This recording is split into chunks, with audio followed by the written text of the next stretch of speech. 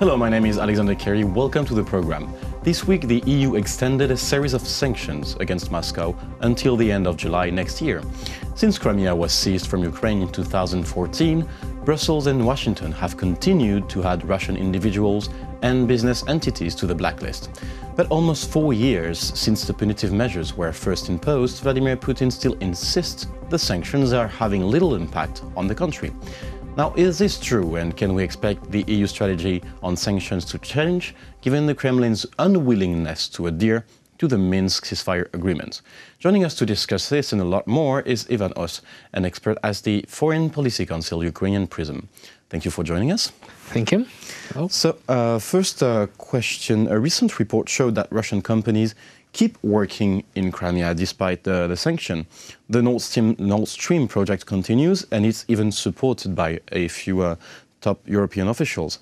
So there is obviously a gap between what's said and what's done. How to guarantee the efficiency of the sanctions?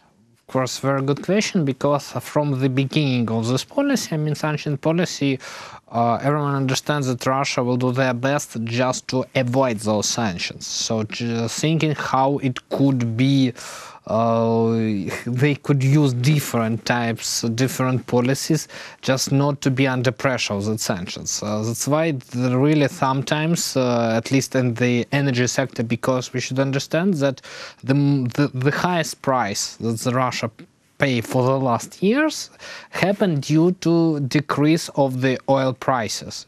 When at the beginning of the conflict, the price for Brent was approximately 110, as I remember, then it fell down till 40, sometimes even 30. So that's why even we analyzed the Russia trade in 2013, 2015. So Russia sold more goods than it was in 15 than it was in 13, but received at $150 billion less, just because decrease of the sanctions. That's why for them first target was to avoid sanctions at the energy sector. That's why they used buying some platforms, for example, that formerly was not officially Russians, but actually they used it and sold their products while using the things. It was just an example how Russia find the way how not to bypass and to go bypassing around. Yes, bypassing those sanctions. Then, of course, we should understand that in the European Union, the attitude to those sanctions was absolutely different. In the year 2014, when those sanctions appeared for the first time, for example, Prime Minister of Hungary, Mr. Orban, made a statement that those sanctions, it looks like you shot from the gun to your own leg. And it was very good, actually, response from his Lithuanian colleague, who said that it's better to make the shot into your leg than to use this gun for shoot into your head. It was that's a fair answer. I think that those dialogue actually expressed the existence of these two opinions inside the EU. When one side is in that time represented by Hungary, but it's not only Hungary, it's the other countries, try to say that these sanctions should not be, and thinking how to avoid those sanctions from their side, while Lithuania, the Baltic countries, and the proponents of the sanctions immediately said, no, guys, we should use that. We understand that we're losing money, because immediately a lot of structures, some of them pro-Russia oriented, some of them even neutral, say that it will be large losses, because every trade war, and actually those sanctions, we see practically trade war, led to problems to both sides. And that's the thing, like, so you're saying that those sanctions and the attitude express or reflects on the dissensions already existing in Europe, in between the government. Oh yes, but what I want to say that practically those sanctions that appears for the first time in 2014, it was for some period, but then it was constantly prolonged. Actually, when the last time, several days ago, it was prolonged for the next time, Mr. Tusk made a statement that, for the first time it happened practically without serious discussions. So that before that... It was an automatic process. before that always was a lot of discussion between EU, but finally we make the decision that those sanctions will be imposed. That time it was no discussions, we just prolonged it for the next period, and that's create such a feeling that those from Russia who said that in 2014 that those sanctions will disappear in the nearest future, they actually failed. And now more and more clear understanding of the statement that sanctions for a long time, because if we looked at the theory of the sanctions policy, because Russia is not the first country in the world. Before Iran, we remember, against whom those sanctions were imposed, sanctions has two types of using. First type, when they give immediate result, so country against whom those sanctions had been imposed react and say that we change our policy because we don't want to see the pressure of those sanctions. Second, in the majority of cases, we see the second version when the sanctions happen for a very long period of time. And it's a slow process. It's slow, yes, because no one, first of all, not all people inside EU ready for those sanctions. For the United States of America, it's easier, and the United States of America is the main leading country in those sanctions policy. But step by step, they said that those sanctions in the long period give its result. Yes, Mr. Putin, as you said, can make the statement that they have not influence on us. But, you know, as for me, just several examples, yes? In the, as of September 2014, the Russian Reserve Fund has approximately $90 billion, yes? As for now, Minister of Finance, of Russian Finance, made a statement in several weeks ago that practically they have zero. Yes, so they have 9. So they had to pay by their own pocket in the reserve fund to get through the consequences of the sanctions. Yes, that's first. Second, we know the story about Russia's attitude to Korea Island. And Russia always tried to say that it's our territory, we will never give it to Japan. Now we're hearing about talks about some loan to Japan, at least of the southern part of Korea Island, that probably used together, but we know used together means practically give it to Japan. It's actually why I said about the story, because it demonstrates the fact that Russia made some serious concessions to the partners, or at least to other countries, just because of the leverage. Yes. Russia needs pressure to have understanding attitude, global attitude towards its partner. Yes, but Russia really faced with a lack of financial sources, of lack of money actually. That's why they do that steps, just because they want to receive it.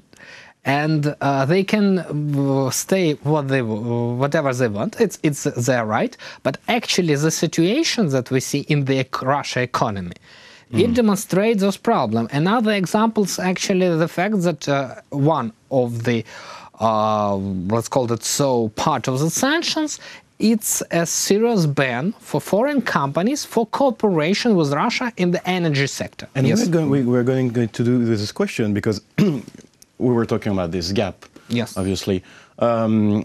Recently, Russia sent, there is a huge project, Yamal project, if I'm not wrong, and Russia is working hand by hand with Total, which is a French enterprise. How can it happen? How is it possible that a French company who's supposed to follow the sanctions and working with Russia on this matter?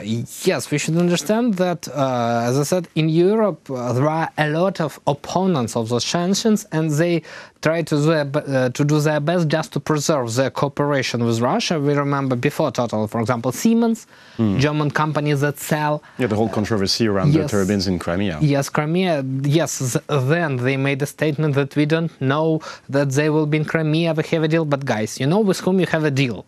So that's why be prepared. It's for me, it's normal situation for understanding Russia side. Yes, German side. I think that they suppose that they will not be, but actually happened what happened. And now task for Siemens for nearest periods, just to explain that we don't know, we don't hear. But as for me, this example with Total, that's cooperated demonstrations that they're searching the ways how, on the one hand, I don't think that they want to violate sanctions. On the other, how to search ways of passing by. Loopholes Yes. between the. Yes, so that's why it will be, unfortunately, I'm not sure that it's not the only European company that will cooperate, but much depends on really pressure of the United States of America. Now, coming to Russia's self-perception here. Yeah. Russian narrative often plays on them being the victim of the Western attitude, of the Western sanctions.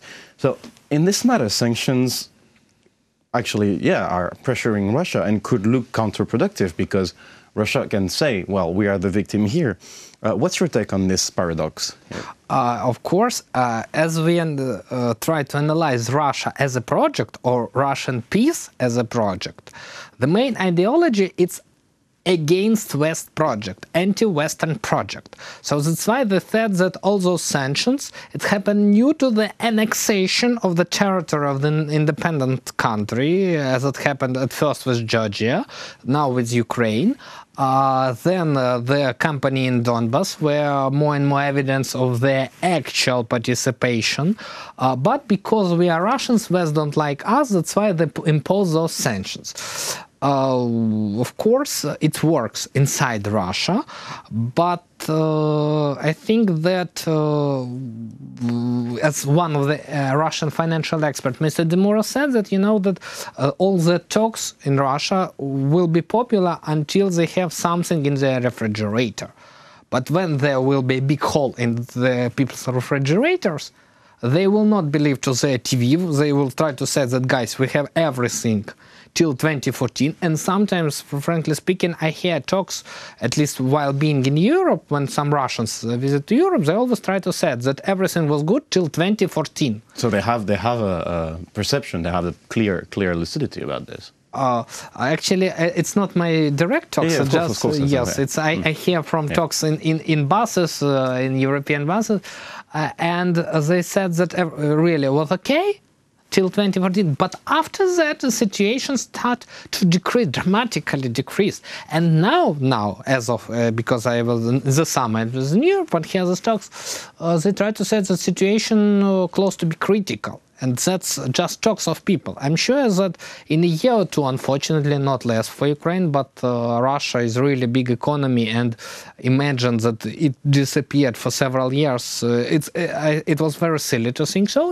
Nevertheless, all that situation with their reserves, the situation with some territory, as I said, with Japan, then situation with, as I start to talk about energy, I know that according to some information that I hear that Russia oil drilling companies, they stopped new project, and if something in their special devices, some license have been suspended to work in. But what I want to say is that if something happened wrong with their technique, they could not fix it just because the spare parts that they needed under sanctions.